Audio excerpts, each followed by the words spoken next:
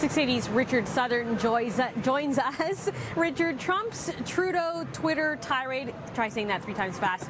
Well, it took the Loonie for a ride today. It sure did. We saw that, that bicker we saw over the weekend, the Twitter back and forth between Trump and Trudeau. It was reflected in the Canadian dollar, which was down 1/3 of a cent. There are, of course, growing trade war fears with Trump taking aim at Trudeau and with Trump revoking his support for a joint G7 statement. Stocks, though, held up just fine. The TSX, as you saw at the top, moved higher. Investors, I think, are paying closer attention to the underlying economic data which has been coming out, which is good, which shows the U.S. economy growing, the global economy growing.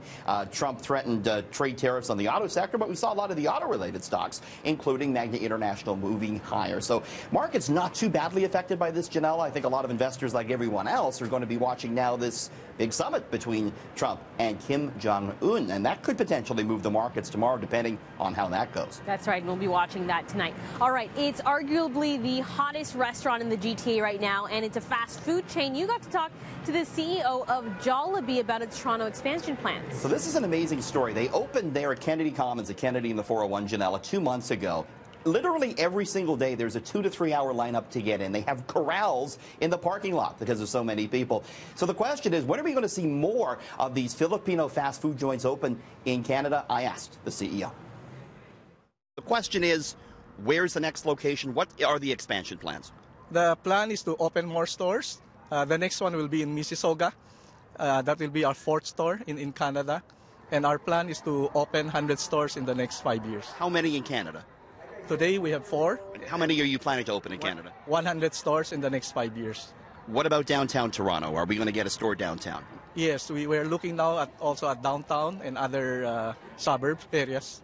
So how long will that take to open the 100 stores in Canada? We're looking at the next 5 years. So this is pretty aggressive expansion. Yes, it is because of the warm support from the people of Canada, and we're very, very happy about it.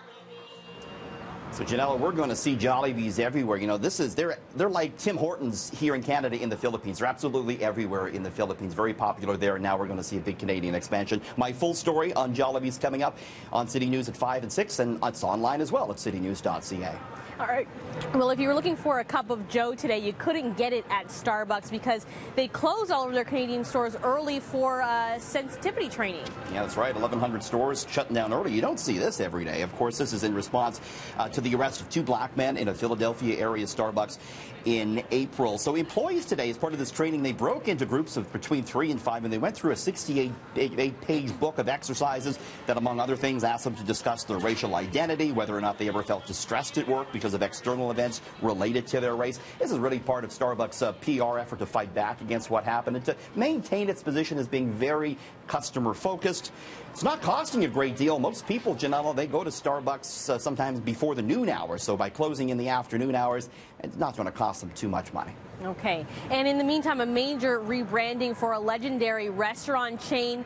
We now know what IHOP is changing its name to. Yeah, IHOB. And the B standing for burgers. So this is a major shift for this sort of restaurant-focused burger chain. They're rolling out a lineup of 7 burgers that includes the Big Brunch Burger, which features bacon, egg, and hash brown. The chain says it still will sell its pancakes and its breakfast, and it says the name change will only be temporary. What it's really about, we think, Janelle, is trying to bring people in the door after the breakfast and brunch times, try to get them in there later in the day. So an interesting exercise in marketing. This got a lot of play around the world today as IHOP rebranded as IHOB. All right. Thanks so much, Richard. We'll see you again tomorrow. Thanks.